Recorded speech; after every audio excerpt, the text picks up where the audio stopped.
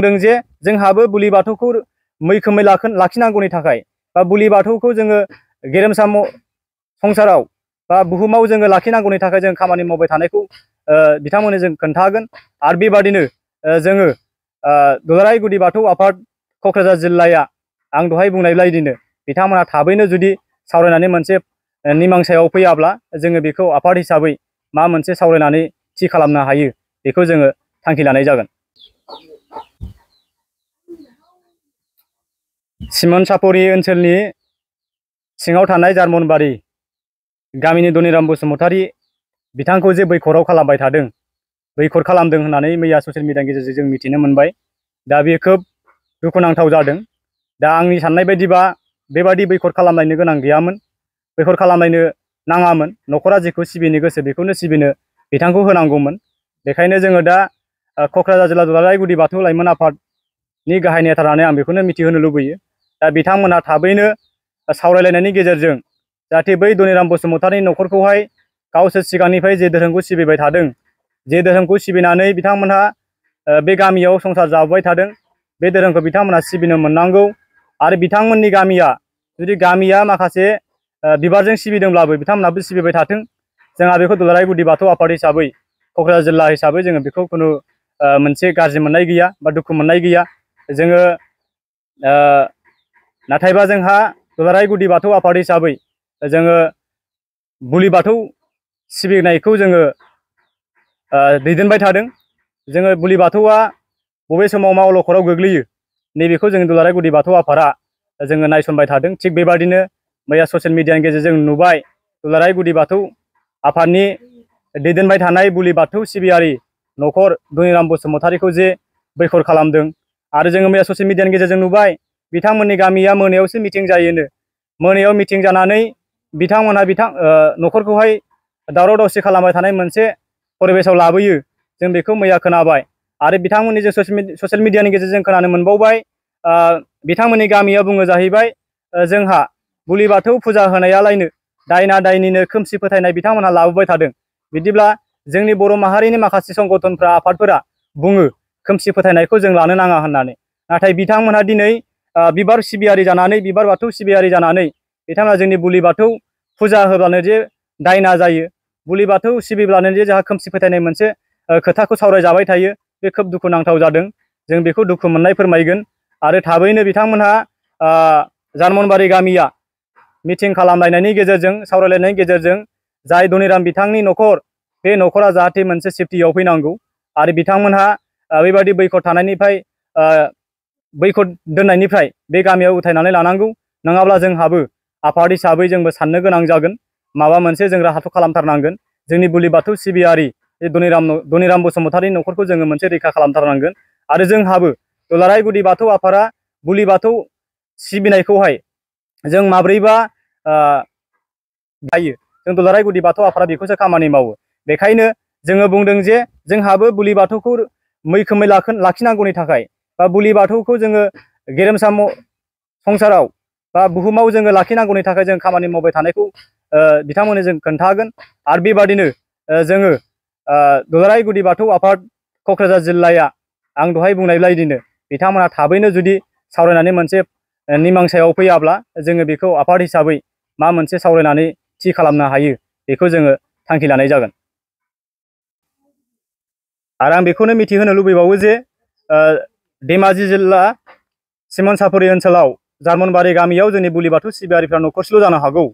न'खरसेल' जानायनि जाहोनाव बिथांमोननि गामिया बिथांखौ बैखर खालामबाय, बुलि बाथौ सिबियारिखौहाय गाग्लोबनो नाजाबाय, दायना फाथिनो नाजाबाय, खोमसि फोथायनायाव लांनो नाजाबाय। नाथाय जोंबो बिदिब्ला बुंनो हायो क'क्राझार जिल्लानि सिङाव थानाय गुबुन गुबुन गामिफोराव बेबादिनो बिबार सिबियारिफ्रा बबेबा गामियाव न'खरसे, बबेबा गामियाव न'खरनै, बेबायदिब्ला बिथांमोननि साननाय बायदिब्ला, बिथांमोननि सिन्था धाराखौ जों नोजोर होनांगौब्ला जोंबो क'क्राझार जिल्लानि दैदेनगिरिफोरा, क'क्राझार जिल्लानि बाथौ सिबियारिफ्रा, बुलि बाथौ सिबियारिफ्रा बिदिब्ला जोंनि गामियाव न'खरसे न'खरनै थानायखौ मा जोंबो बैखर खालामनांगौ नामा? बिदिबा बिथांमोननि बुंनाय बादिबो जोंबो बिदि खालामनो हायो। नाथाय जों बेबादि जानायखौ लुबैया। जोङो दुलाराय गुदि बाथौ आफादा बेबायदि सोरबा बिबार बाथौ सिबियारि न'खरसेल'खौ दुम दाखाल खालामनानै बैखर खालामनानै नाख्रेबनानै दोननो जों लुबैया। बयहाबो सिबिनानै जानो गोसो दङ, सिबिनानै जानो मोननांगौ। आरो सोरबा गामि दरसेयाव बिबारा सिबिनानै दङब्लाबो, बिबार धोरोम लानानै दङब्लाबो, बिबार बाथौ लानानै दङब्लाबो बिथांमोनहाबो बिबार बाथौखौनो सिबिनानै थांनानै थानांगोन। थिग बेबादिनो जों आसा खालामो क'क्राझार जिल्ला दुलाराय गुदि बाथौ आफादनि लाइमोन आफादनि गाहाय नेता जाना आं बेखौल' मिथिहोनो लुबैयो, बेखौनो रिकुवेस्ट खालामो जाहाथे जार्मनबारि गामिनि गावबुराजों लोगोसे गामि बेंगिरि गासै मेलेमजिबि सान्थौगिरि बिथांमोनहानो सानलायनायनि गेजेरजों धनिराम बसुमतारी बिथांनि न'खरखौ जाहाथे बुलि बाथौ सिबिनो गोसो जादों जेब्ला बिथांखौ बुलि बाथौखौनो सिबिनो होनांगोन आरो बिथांमोनहा गामिनिफ्राय बैखर जानायनिफ्राय जाहाथे गामिजों मोनसे मिला मिसा थानो मोनफिननाय जानांगोन। नैबे जिनिसखौ जोङो थाबैनो संदाननांगोन आरो जोङो आफादजों आफाद जोंनि जिल्ला आफादफोरा मोनफ्रोमबो जिल्ला आफादफोरा जोंहा मिरु आफादजों सावरायनायनि गेजेरजों दुलाराय बिबार बाथौनि सेन्ट्रेलनि बा मिरुनि दैदेनगिरिफोरजों सावरायनायनि गेजेरजों जों मा मोनसे राहा खालामनो हायो बेबायदि मोनसे खालामनांगोन। आरो जेरैबो जाथाराबा जोङो आयेननि राहाखौ लानो गोनां जागोन। आयेननि राहा लानानै जोङो जेरैखि जाया जोंनि बुलि बाथौ सिबियारिफोरखौ जों रैखा खालामनांगोन।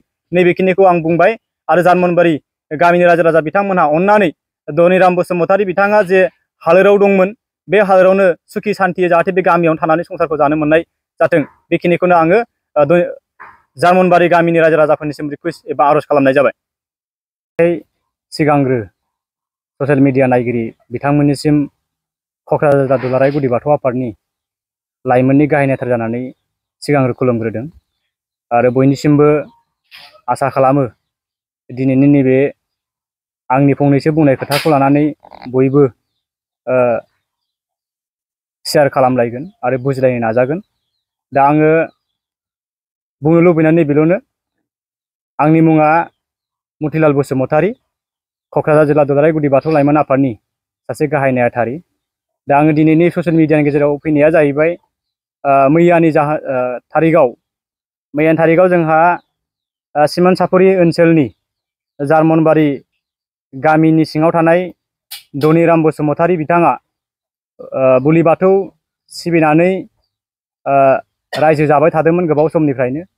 दा बे बिथांखौहाय थांनाय बोसोरनैनि सिगांनो बै जार्मनबारि गामिनि रायजो राजा बिथांमोनहा बुलि बाथौ सिबिनायनि थाखाय बैकट खालामलायनाय बे जाथायखौ मैया ससियेल मिडियानि गेजेरजों धनिरामनि फिसाजो फुंबिलि बसुमतारी बिथाङा ससियेल मिडियानि गेजेरजों मैया फोरमायदोंमोन।